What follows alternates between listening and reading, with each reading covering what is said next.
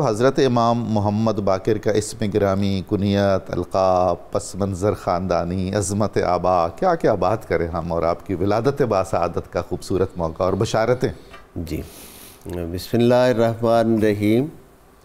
آغاز کلام سے پہلے میں آپ کے ولادت باسعادت کی مناسبت سے آپ کی خدمت میں اور اپنے ناظرین اور چینل کی خدمت میں مبارکباد کا عطیہ پیش کرتا ہوں۔ بہت شکریہ، خیر مبارک۔ جی آج کا دن منسوب ہے آپ کی ولادت باسعادت سے، یہ بھی اللہ کی نعمتوں میں سے ہے ہمارے لیے۔ بلا شبہ حضرت امام محمد باقر علیہ السلام، جن کا اسم گرامی محمد ہے، کنیت آپ کی ابو جعفر ہے، اور القابات میں ہادی، شاکر، صابر اور ابن الخیرتین، بالخصوص الباقر جو آپ کے نام مبارک کا جزو بنا، اشاعت علوم نبوی صلی اللہ علیہ وآلہ وسلم کی نسبت سے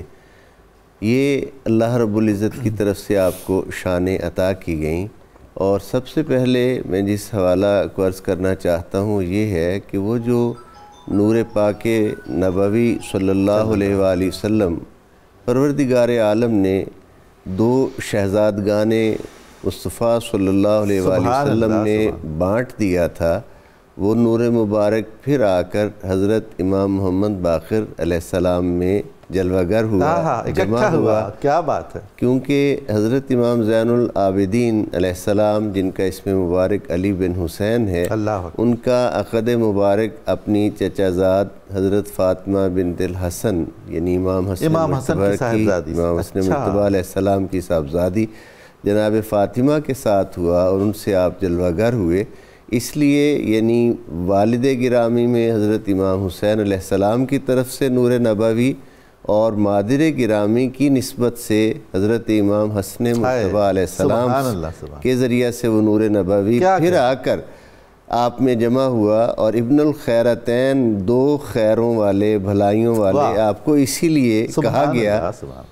اور میں ایک بہت ہی اہم بات کی طرف توجہ دلاؤں گا کہ اہل بیت نبوت میں آپ پہلی ہستی ہیں جن کا نام مبارک آقا کے بعد محمد رکھا گیا۔ اچھا، واہ، سبحان اللہ۔ اس کی حکمت و مصلحت بھی اور افعا نے یہی بیان کی ہے کہ چونکہ آقا کے بعد یہاں آ کر پھر وہ نور جمع ہوا تھا، اس لیے آپ کا نام مبارک جو ہے وہ محمد رکھا گیا۔ سبحان اللہ۔ تو حضرت امام زین العابدین علیہ السلام آپ کے والد گرامی ہیں، جن کی شان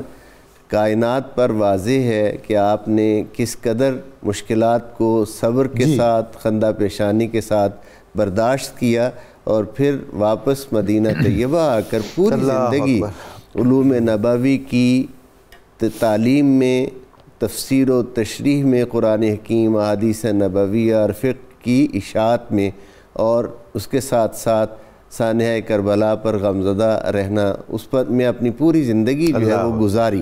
اس کے ساتھ ساتھ آپ نے حضرت امام محمد باقر علیہ السلام کی خصوصی توجہ اور خصوصی تربیت اس حوالہ سے فرمائی کہ ایک کام جو درمیان میں کچھ حوادث کی وجہ سے، میں خوشی کا موقع ہے اس لیے تذکرہ اشارہ دے رہا ہوں، کچھ حوادث کی وجہ سے کچھ کام جو تھا فیض نبوی کا بصورت علم حلقہ درس و تدریس وہ رکا ہوا تھا۔ حضرت امام زین العابدین علیہ السلام نے بالخصوص حضرت امام محمد باقر علیہ السلام پر توجہ فرمائی اور ان کو تیار کیا اس مقصد کے لیے۔ ویسے تو خود حضرت امام زین العابدین علیہ السلام سے اصول علم والے بہت بڑے بڑے ائمہ احادیث، یعنی حضرت امام زہری علیہ رحمت، دیگر وہ بزرگ شخصیات جن پر جا کر ہمارا اہل سنت کا سلسلہ اسناد ختم ہوتا ہے، وہ حضرت امام زین العابدین علیہ السلام کے شاگردوں میں ہیں۔ حضرت پیر صاحب، وہ جو آپ فرما رہے ہیں نا کہ ظاہری طور پر ایک تعطل ہمیں نظر آتا ہے، وہ بھی ظاہر خارجی دباؤ کا، یقیناً بہت شدید دباؤ کا یقیناً سبب تھا۔ اچھا، اب یہ صورتحال یہ ہے کہ اسلام تیزی کے ساتھ دنیا کے بہت سے ممالک میں پھیل چکا ہے، اور ہر خطے کے اپنے مسائل ہیں، ہر خطے کی اپنی اپنی ضروریات ہیں رہنمائی کے لیے۔ تو حضرت امام محمد باقر علیہ السلام کو اس مقصد کے لیے خاص طور پر آپ نے تیار کیا، آپ کی تربیت کی کہ مدینہ طیبہ ہی متلاشیان حق کا مرکز ہے اور قیامت تک رہے گا، اس لیے یہاں سے ہی ہر مشکل مسئلہ کا حل جو ہے وہ ہونا چاہیے۔ پھر آپ کو باقر کہا ہی اس لیے گیا کہ باقر کا معنی ہے اشاعت علوم والا، لغوی معنی ہے چیرنے والا، پھاڑنے والا، سرجری کرنے والا، جوہر نکالنے والا زمین سے، علم کے موتی جو ہے وہ نچھاور کرنے والا، لٹانے والا۔ تو یہ سارے معنی میں باقر کا لفظ استعمال ہوتا ہے۔ آپ کو باقر آپ کے معاصر علماء نے، تابعین نے اسی لیے آپ کو یہ لقب دیا کہ آپ کی مبارک ذات سے علم کے وہ چشمے پھوٹے جس کو آج تک، جس کے انسانیت پر بھی، مسلمانوں پر فقط نہیں، انسانیت پر جس کے احسانات ہیں اور رہنمائی اور روشنی کی تابندہ کرنیں جو ہیں وہ آپ کے مبارک فیض سے جاری ہیں، کوئی شک نہیں۔ حضرت امام محمد باقر علیہ السلام کا دور وہ دور ہے کہ ایک طرف یونانی فلسفیوں کے افکار کی یلغار آ رہی ہے، اس میں قرآن حکیم کی صحیح تشریحات احادیث نبویہ صلی اللہ علیہ وآلہ وسلم کی روشنی میں کرنے کی اشد ضرورت تھی، اور اس کو آپ نے اس طریقے سے نبھایا کہ صبح سے لے کے شام تک ہزاروں طالبان علم حقیقی آپ کی خدمت میں حاضر ہوتے، اور